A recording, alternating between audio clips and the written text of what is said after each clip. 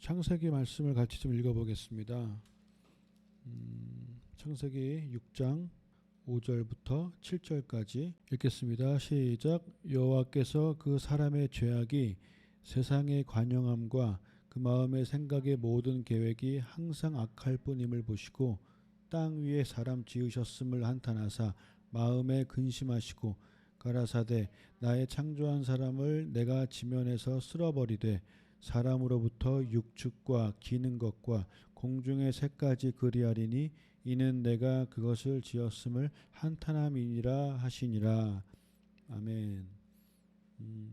성경을 한 군데만 더 읽어보겠습니다. 우리 창세기 8장도 읽어볼게요. 창세기 8장 20절부터 21절 2절 읽겠습니다. 시작. 노아가 여호와를 위하여 단을 쌓고 모든 정결한 짐승 중에서와 모든 정결한 새 중에서 취하여 번제로 단에 들었더니 여호와께서 그 향기를 흠양하시고 그 중심에 이르시되 내가 다시는 사람으로 인하여 땅을 저주하지 아니하리니 이는 사람의 마음에 계획하는 바가 어려서부터 악함이라. 내가 전에 행한 것 같이 모든 생물을 멸하지 아니하리니. 아멘. 창세기 안에는 너무나 재미있는 얘기들이 많이 있습니다. 만약에 창세기를 가지고 영화를 만든다면 혹은 드라마를 만든다면 정말 재미있는 얘기들을 많이 만들 수 있습니다. 창세기에 나오는 그 엄청난 사건들이 이렇게 뭐 드라마틱하게 표현되어 있지 않지만 늘 그렇듯이 성경은 표현이 너무 저렴하기 때문에 굉장한 얘기도 별거 아닌 것처럼 그냥 다 몇 문장으로 표현하고 아마 이게 진짜 사람이 쓴 거라면 사람이 썼으면 이렇게 썼을 리가 없습니다. 사람이 쓴 거라면 그 얘기를 어떻게 해서든 더 좀 꾸며보려고 어떻게 해서든 더 드라마틱하게 만들어 보려고 조금 더 화려하게 만들어 보려고 조금 더 아름답게 만들어 보려고 어떻게 해서든 원래보다 조금 더 멋있게 꾸며 보려고 사람이 썼으면 그렇게 썼을 거예요. 하지만 성경은 하나님의 감동으로 쓰여진 것이고 그래서 성경은 굳이 인간의 노력으로 더 있어 보이게 하려고 더 아름다워 보이려고 더 멋있어 보이거나 더 그럴듯하게 더 극적으로 표현하려고 했던 그런 것이 전혀 없어요. 전혀. 성경은 오히려 훨씬 더 드라마틱하고 훨씬 더 대단한 일에도 불구하고 아주 단순하게 아무렇지도 않게 오히려 그 사건이 축소된 것처럼 이렇게 기록이 되어 있습니다. 그래서 성경을 읽을 때 늘 묵상과 함께 그냥 그 자리에 정말 들어가 있는 것처럼 반복해서 읽으면서 상상을 하면서 읽으면 은혜가 되기도 해요. 그런데 오늘 우리가 읽은 부분은 창세기에 나오는 사건들 중에서 어쩌면 천지창조 이후로 가장 대단한 사건 중에 하나가 되지 않을까 싶은 그런 부분입니다. 노아의 홍수 사건이죠. 노아의 홍수 사건이야 뭐 누구나 다 잘 교회를 다니는 사람이면은 누구나 잘 아는 사건이고 교회를 다니지 않는 사람도 사실 이 사건은 아마 들어본 적 있을 것이고 심지어 헐리우드에서 이걸 가지고 영화를 만들었을 때 물론 영화는 되게 좀 약간 그지같이 만들었지만 딴 얘기를 너무 하고 엉뚱한 얘기를 섞어버린 그렇게 만들었지만 교회 안 다니는 사람도 이 사건만큼은 좀 알고 있는 아까 읽었던 창세기 6장에 보면은 노아의 홍수 사건이 일어난 이유가 표현되어 있습니다. 뭐냐면 여호와께서 사람의 죄악이 세상에 관영했고 보시니까 그 마음의 생각의 모든 계획이 항상 악하기만 한 것을 보셨어요. 하나님께서 얼마나 사람들이 그 당시에 타락했으면 지금 시대와 비교해서 그때가 더 타락했을지 지금이 더 타락했을지 모르겠지만 아무튼 그 당시에 노아의 홍수 사건이 있기 직전에 어떤 성경학자들은 추정하기로 노아의 홍수 사건이 있기 직전에 지구상의 인구가 지금만큼 됐었을 거라고 한 그런 얘기도 제가 들어본 경험이 있습니다. 그런데 그 당시에 사람들이 얼마나 타락했으면 하나님께서 땅 위에 사람 지으셨음을 한탄하셨어요. 한탄하셔서 마음에 근심하셨대요. 온 열방의 창조주이신 유일하신 하나님이신 그분께서 가장 완벽하시고 완전하시고 선하신 그 하나님께서 마음에 근심하셨대요. 어쩌면 그 근심의 근거가 하나님이 가장 사랑하시는 존재가 사람이었는데 그 사람의 마음이 항상 악해서 죄악이 세상에 너무 가득 차기 때문에 사람 지으신 거를 아마 처음으로 한탄하시고 마음에 근심하신 거예요. 가장 사랑하는 존재인데 가장 나를 아프게 하는 하나님의 마음. 그 하나님께서 마음에 결정을 하십니다. 나의 창조한 사람을 지면에서 쓸어버리겠다. 모든 것을. 여러분 그 다음 절이 그러나로 시작해서 그러나 노아는 여호와께 은혜를 입었더라. 노아는 그 당시에도 그 죄악이 관영한 그 시대에도 선한 사람이었죠. 여호와를 경외하는 자였어요.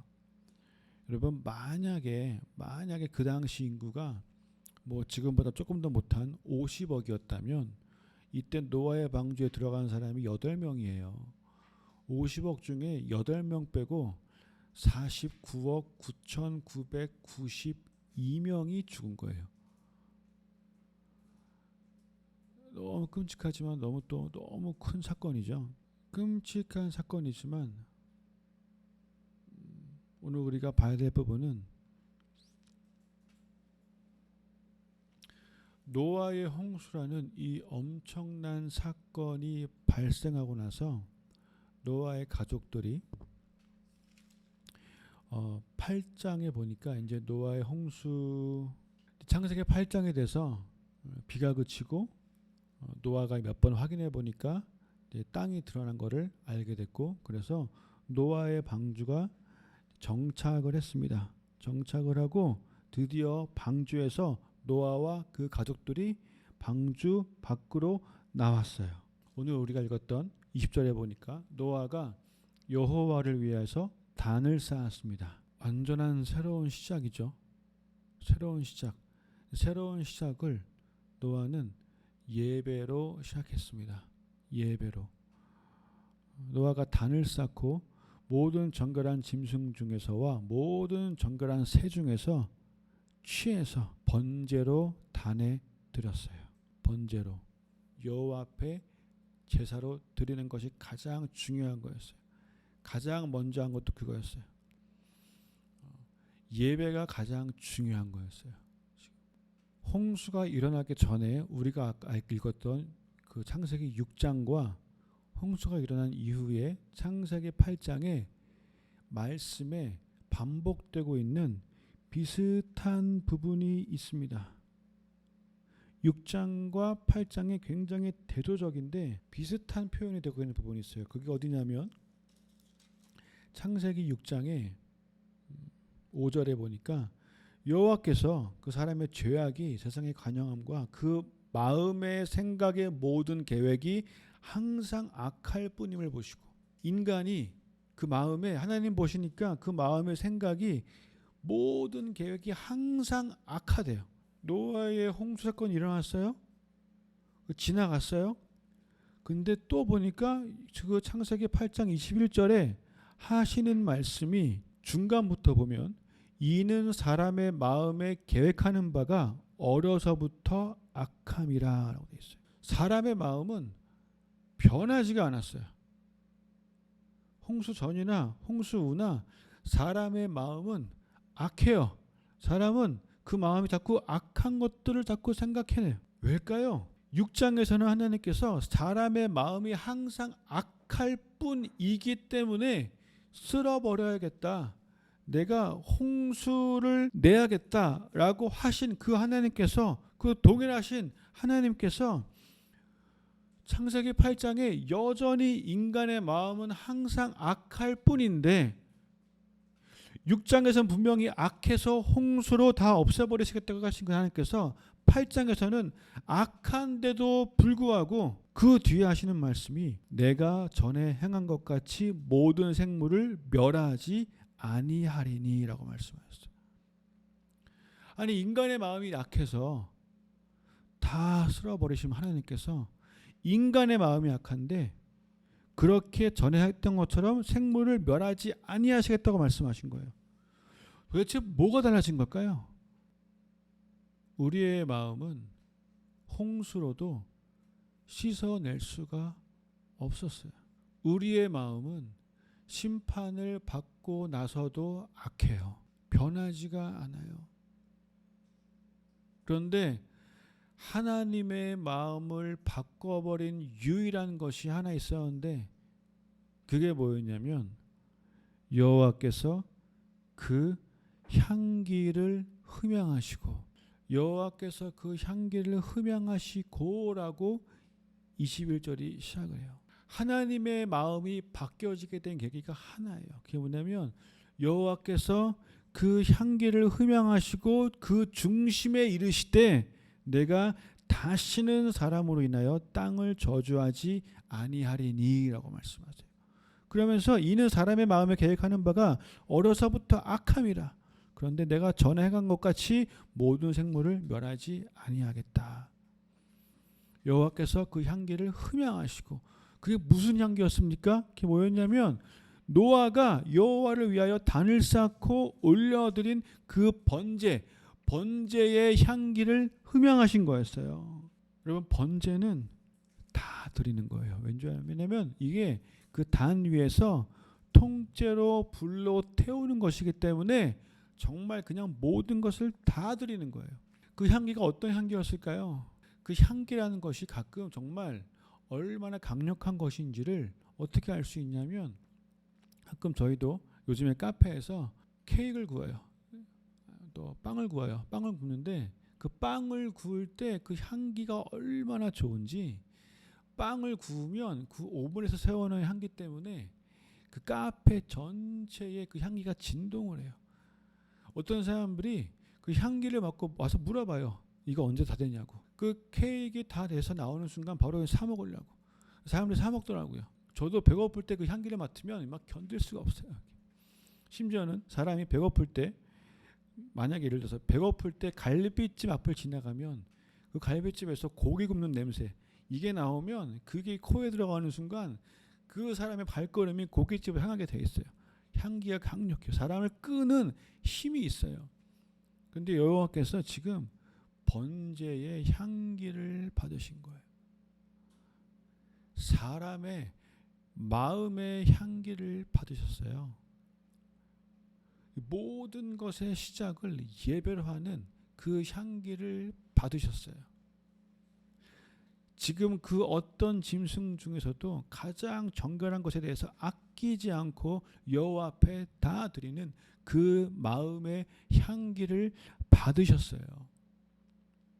하나님 앞에 집중하는 그 예배의 향기를 받으셨어요. 하나님만이 전부라는 그 예배의 향기를 받으셨어요. 그 예배의 향기를 받으시고 마음을 돌이키신 거예요. 하나님께서 인간의 마음이 바뀌어서 인간이 선해져서 인간이 변해서 하나님 마음이 바뀌신 게 아니에요. 그 예배의 향기로 하나님의 마음이 바뀌신 거예요. 인간의 마음은 여전히 악해요. 그래서 예배가 너무나 귀한 거예요. 하나님의 마음이 바뀌어요. 심판을 계획하셨던 하나님의 마음이 바뀌는 것이 한 가지예요. 예배예요. 그 예배의 향기예요. 이거는 엄청나게 강력한 힘입니다, 여러분. 우리 믿는 자들이 하나님 앞에 주어진 강력한 힘이에요. 이걸 우리가 반드시 우리 삶 가운데 기억해야 돼요. 여러분, 예배를 절대 소홀히 여기면 안 됩니다. 예배 드리는 그 시간에 절대로 우리의 마음이 딴 데가 있거나 하나님을 경외하지 못하거나 소홀히 여기면 안 돼요. 안 됩니다. 여러분, 예배는 어마어마한 역사를 이룰 수 있습니다. 그 역사를 보지 못하는 이유는 내가 예배를 소중히 여기지 못하기 때문 그 하나예요. 우리가 하나님 앞에서 그 예배를 정말로 소중히 여기며 진정으로 마음과 정성을 다해서 드리면 예배는 어마어마한 역사를 이룰 수 있습니다. 내 삶 가운데도 그런 역사를 이룰 수 있어요. 이 땅에 죄악이 너무나 가득해서 이 땅에 죄악이 너무나 가득했기에 이 땅에 악취만 가득했었어요.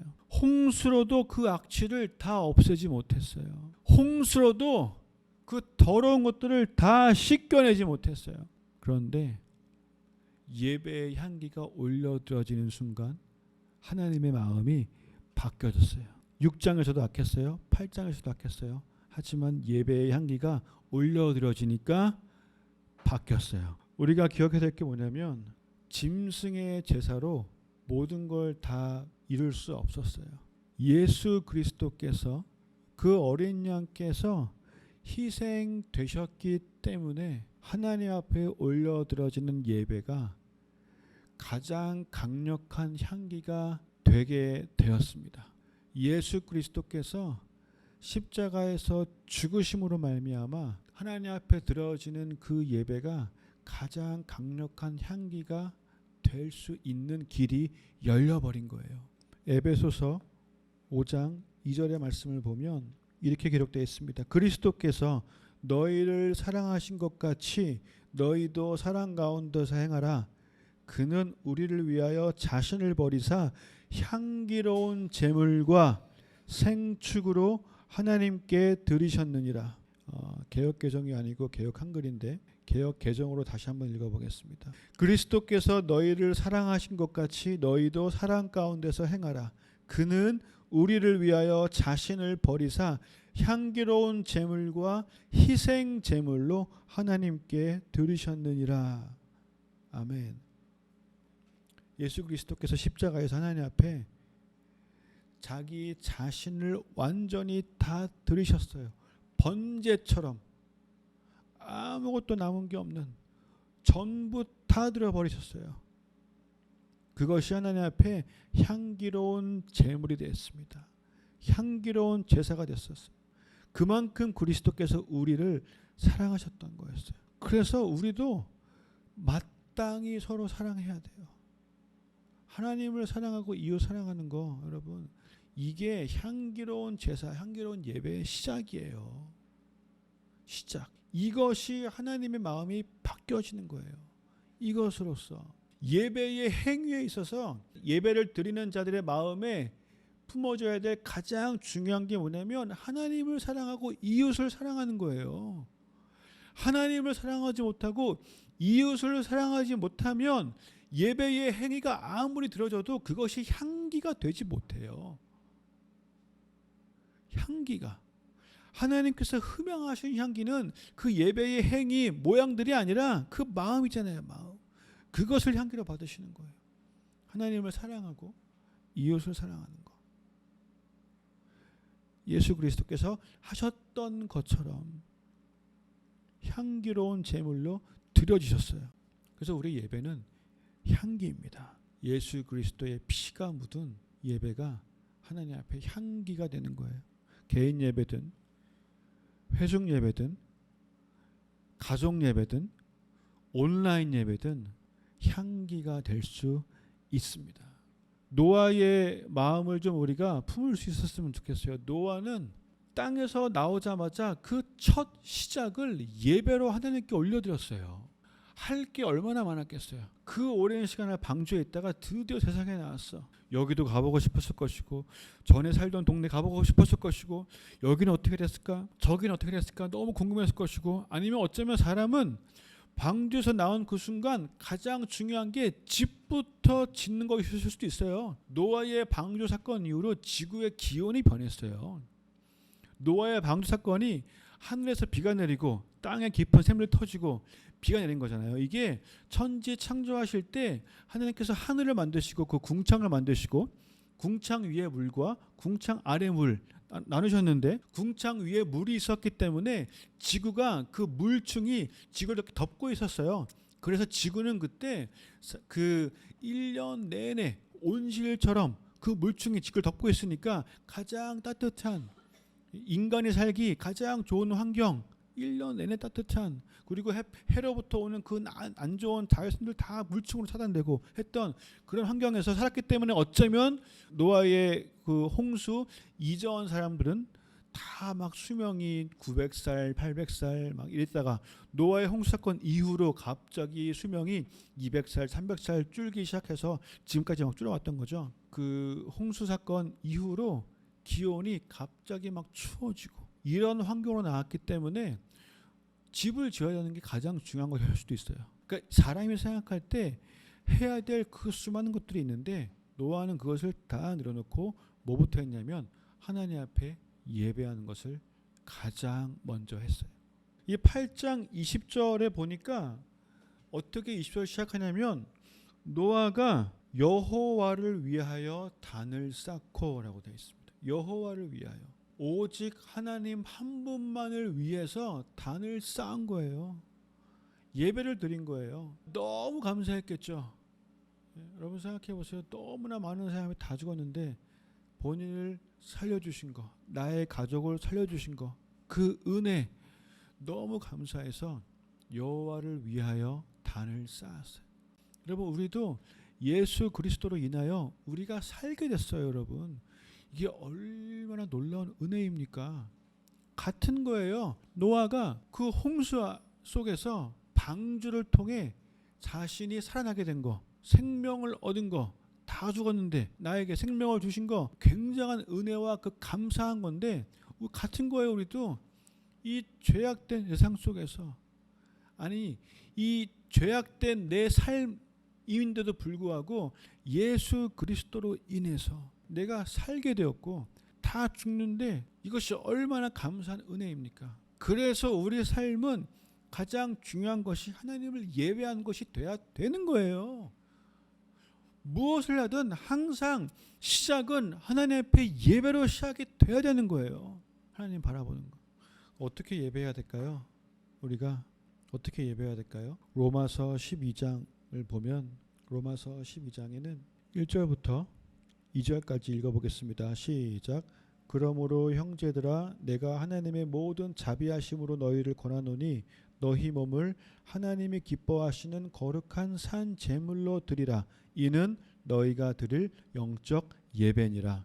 너희는 이 세대를 본받지 말고 오직 마음을 새롭게 함으로 변화를 받아 하나님의 선하시고 기뻐하시고 온전하신 뜻이 무엇인지 분별하도록 하라. 노아의 번제와 마찬가지로 예수 그리스도께서 드리신 그 희생 제물, 향기로운 제물과 마찬가지로 전부 다 드리는 것, 나를 거룩한 산 제물로 드리는 것, 이것이 우리가 드려야 영적 예배인데 이것을 어떻게 하는 건지가 2절에 써 있어요. 2절에 행위가 중요한 것이 아니라 예배 시간에 뭔가를 하는 그 행위가 중요한 것이 그것도 중요하지만 그것보다 더 중요한 것은 이 세대를 본받지 않는 거, 이 세상을 본받지 않는 거, 하나님 아니면 세상이에요. 하나님은 언제든지 지금도 세상을 쓸어버릴 수 있어요. 근데 왜 자꾸 이 세상을 본받고 세상을 따라하고 세상을 쫓아가고 세상을 부러워하고 세상 것들을 소유하려고 그렇게 애쓰고 시간과 삶과 에너지를 다 들이면서 세상 것들을 본받고 있습니까? 세상 가치관들 내 안에 다 들어와서 하나님은 여기 계신데 말씀은 여기 있는데 이것이 아니라 세상 가치관들 다 가져와서 나는 이렇게 살아야 돼, 이렇게 살아야 돼, 나는 뭐하고 살아야 돼, 이걸 해야 돼, 저걸 해야 돼, 이걸 소유해야 돼, 저걸 소유해야 돼, 이거 하고 싶어, 저거 하고 싶어, 이거 갖고 싶어, 이렇게 살고 싶어. 그것들을 본받지 말고, 이게 영적 예배예요. 그것들을 본받지 말고 오직 마음을 새롭게 함으로 내 속에 들어와 있는 것들 다 좀 털어내고 내 마음에 그 병든 것들, 물 들어있는 것들 다 좀 씻어내고 내 마음을 좀 설거지하고 깨끗게 생수로 좀 씻어내고 마음을 새롭게 하고 변화를 받아. 우리는 변화가 필요합니다. 내가 변화가 필요하다고 인정하지 못한다면 그거 자체가 병든 거예요. 변화가 필요하다고 반증해 줄 뿐이에요. 변화가 필요합니다. 그 변화를 받는 것이 영적 예배인 거예요. 마음을 새롭게 하는 것이 영적 예배예요. 마음을 새롭게 하겠다고 결단하는 것 자체가 영적 예배예요. 마음이 변화가 되지 않으면 절대 삶의 변화가 일어나지 않아요. 열매가 맺혀지지 않아요. 우리가 나는 포도나무요라고 말씀하신 그 예수님 앞에 온전히 접붙임되어 있지 않으면 마음이 새로워지지가 않아요. 변화가 일어나지가 않아요. 열매 맺혀지지 않아요. 그러면 열매 맺지 못하는 그 가지는 잘려져서 던져져서 나중에 그냥 불타는 그 불의 장작으로 쓰일 뿐이에요. 버려지는 거예요. 자꾸 이 세대를 본받으려고 노력하면 안 돼요. 그거 자꾸 따라하려고 하면 안 돼요. 더 귀한 가치가 있습니다. 세상을 따라하는 것이 아니라 이 세상을 이기는 더 다른 귀한 가치가 있다는 거예요. 왜 그걸 우리가 못 보고 있을까요? 말씀에 있는데, 약속에 있는데. 주님은 내가 세상을 이겼다고 분명히 말씀하셨는데 마지막에 그 주님의 인생의 마지막에 분명히 말씀하셨어요. 내가 세상을 이겼다. 세상을 본받으면 결국엔 세상에게 끌려가게 되어 있습니다. 하와처럼 세상에게 정복당하게 되어 있어요. 우리는 정복당할 존재가 아니라 정복할 존재들이에요. 본받는 것이 아니라 정복할 존재들인 거예요. 마음을 새롭게 하고 변화가 되면 정복하게 되어 있습니다. 오히려 세상이 나를 따라하게 될 수도 있는 거예요. 그게 진짜기 때문에 언젠가는 반드시 여호와의 빛 앞에 수많은 사람들이 그 빛 가운데로 나오게 될 역사가 그날이 반드시 옵니다. 너의 빛을 보고 세상이 너에게 나올 것이다. 그리고 하나님의 선하시고 기뻐하시고 온전하신 뜻이 무엇인지 분별해라. 그것이 뭔지를 좀 알아라. 그것을 알아야지만 선하시고 기뻐하시고 온전하신 뜻이 내 삶에 이루어질 거 아니에요. 그것이 우리가 드릴 영적 예배예요. 하나님 기뻐하시는 그것을 하기 위해서 애쓰는 모든 과정들이 우리 삶이 거룩한 산 제물로 드려지는 거예요. 이것이 여호와 앞에 향기가 되는 거예요. 이 향기가 올려드려지고 그 향기를 하나님께서 흠양하시면 진노하셨던 그 하나님의 마음이 바뀌어지는, 우주보다 더 크신 그 하나님의 마음이 바뀌는 가장 위대한 역사가 일어나는 거예요. 그 향기를 맡으시면 내 삶을 향한 하나님의 마음이 바뀔 수 있어요. 심지어 내 가족을 향한, 내 친구들과 내가 살고 있는 이 지역을 향한 하나님 마음이 바뀌어질 수도 있어요. 그 가장 크신 하나님의 마음이 바뀌어지는 게 이 얼마나 큰 역사입니까? 구약에서는 짐승으로, 동물로 예배를 드렸고, 예수님은 자신을 주님 앞에 예배를 드렸고, 우리는 우리의 영적 예배를 하나님 앞에 드리는 겁니다. 예배만 온전히 잘 드려도요, 우리 삶 가운데 사실 굉장한 역사들을 우리가 보게 될 거예요. 이 모든 것들 너희에게 더하시겠다. 그거 받으려고 예배하려는 게 아니라 하나님을 사랑하고 이웃을 사랑하고 마음을 새롭게 하고 이 세대 본받지 않고 변화를 받고 하나님의 뜻을 분별하고 하나님이 뭘 기뻐하실까 이걸 알아가는 그 모든 과정들, 말씀을 읽고 기도하면서 하는 그 모든 과정들 온전히 하나님 앞에 드리면 그것이 향기가 되는 순간, 그것이 하나님 앞에 흠양이 되어지는 순간 어마어마한 역사들을 우리가 보게 될 것입니다. 심판을 계획하셨던 그 하나님의 마음이 바뀌어지는 역사들을 보게 될 것입니다. 여러분 그거 보고 싶지 않으세요? 창세기 8장 21절 다시 한번 읽겠습니다. 여호와께서 그 향기를 흠양하시고 그 중심에 이르시되 내가 다시는 사람으로 인하여 땅을 저주하지 아니하리니 이는 사람의 마음에 계획하는 바가 어려서부터 악함이라. 내가 전에 행한 것 같이 모든 생물을 멸하지 아니하리니. 아멘. 우리는 완전하게 온전해질 수는 없습니다. 하지만 하나님의 마음은 바뀔 수 있습니다. 21절에 여호와께서 그 향기를 흠양하셨다 이 표현을 히브리어 원어로 보면 그 제사에서 안식의 향기를 흠양하셨다라는 표현입니다. 안식, 하나님의 은혜이죠. 안식, 샤밧. 평안, 평강, 여호와 앞에 예배를 드리는 자들에게 주어지는 안식입니다. 안식. 이것이 주어집니다. 예배에 승리하는 우리가 되길 소망합니다.